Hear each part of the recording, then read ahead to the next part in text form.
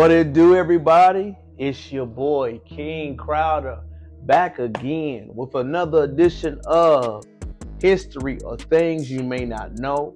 But today's lesson will be a little different. This will be Genealogy 101. I'm going to give you the basics of information to take a deep dive where you come from, your ancestral background, the entire story, and the entire history of your family. So let's start off right here and let's go slow. Number one, I congratulate you on starting your journey. It's not easy. Nobody knows everything.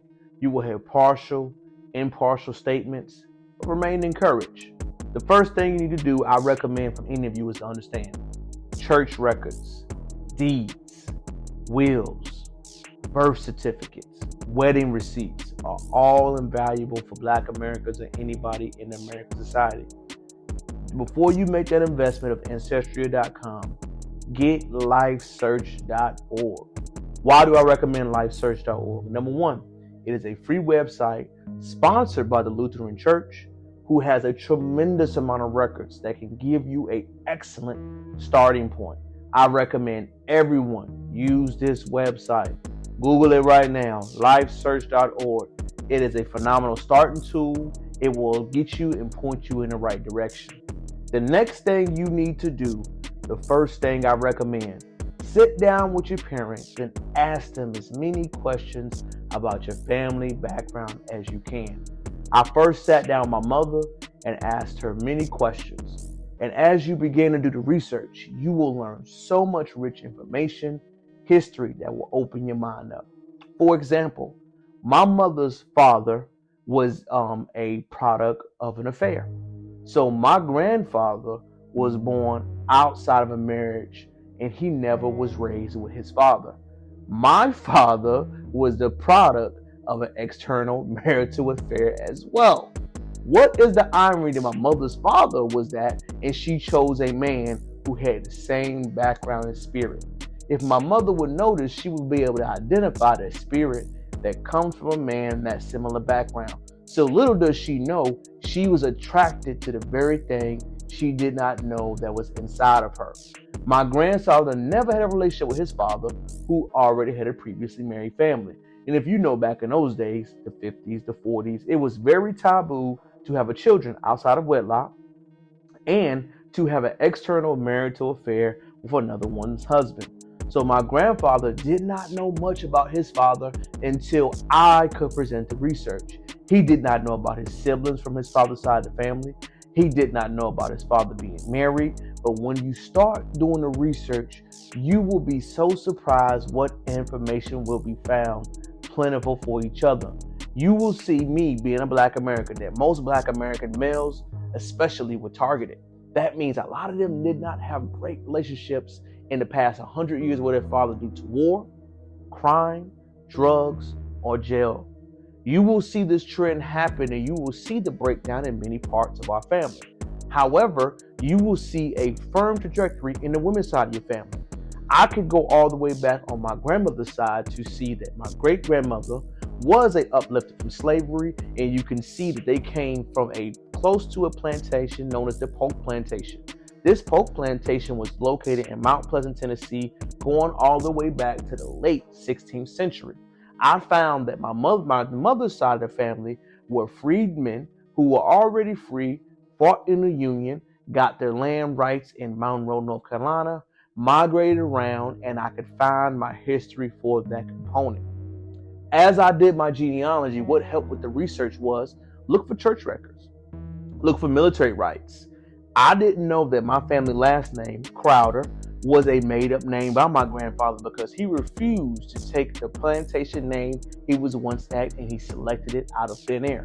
My name was literally created by my 6-time grandfather who changed, championed, and honored his legacy. On my father's behalf, it was a different story. My father grew up with somewhat of a kinship with his father, being somewhat in the Black Panther movement. My father always had a higher level of consciousness the way he raised my siblings and I. So I had always had curiosity about religion, life, food, understanding, and our black leaders ancestrally.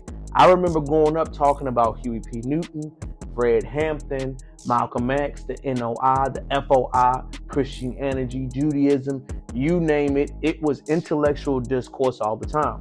My father gained this consciousness because the time he could spend with his father outside of his family, he learned that his father had extreme black power and authority mindset and way of thinking. What my father did was ingratiate that among his boys to have that same spirit. And voila, 40 plus years later, you get the spirit of me.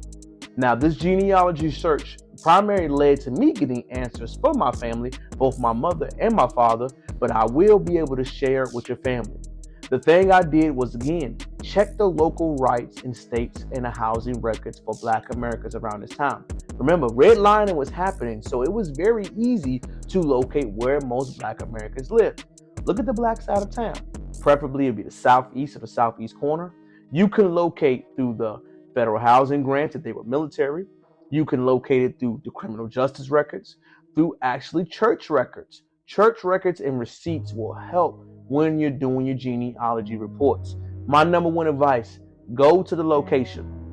The people at these locations do a phenomenal job breaking down your history. Usually they're elders who are more than willing to help. Go to these locations. I had to go to the one in North Carolina. I went to the one in Washington, D.C. I went to the one in Virginia. And the one for my father, I had to go to the great state of New York City. As you do these records, you will see people use online tools and in person. I was able to go back all the way to the very first census. I can see how they were called natives. Then they switched over to the term Negro. So you can see that the name for FBA that's really been used now is a strong and proper name. As you begin to do the study, it is so fulfilling to learn so much about yourself. I know it seems overwhelming because you don't know or you may not understand it, but I've literally educated myself as a first time in my family. It was really cool to sit down and talk about this with my mother and father, and I do hope to branch off and break it down in detail with the rest of my family. But I want everyone to know to remain encouraged. If you are truly an educated person, it doesn't matter about school, in my opinion. It matters first about knowledge of self. You should know your background through and through. You should know where you come from. You should visit the farms. You should visit the small towns. You should visit the plantations, and you should have a first-hand account of the information. It is nothing to be scared of, y'all. The people, the ancestors, and the legacy will support and love you. Genealogy 101. Start small. Start with the free options.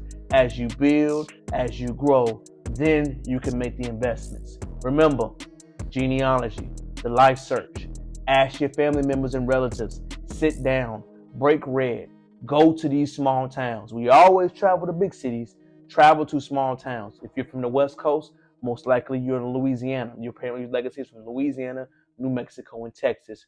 If you're from Chicago, most likely your family legacy is from Mississippi, Georgia, Arkansas, Alabama. If you're from New York, it's most likely the Carolinas or Virginia. How do you know that? Study the Great Migration patterns. You will see that many Black Americans moved around using the train lines. The information is there. You should do it. You should educate yourself. Again, you will be surprised what you find. It's your boy King Crowder back again. Hopefully you learned something, y'all. I wanted to spread this genealogy information because I did it, but I want it to be beneficial to you. Take this time, research, educate yourself, and do not be afraid. If you need any help, I'm more than willing to, but remember, the first rule of learning is knowledge of self. After that, you can expand and research more on your own. Until next time, it's your boy. Check it out. Peace.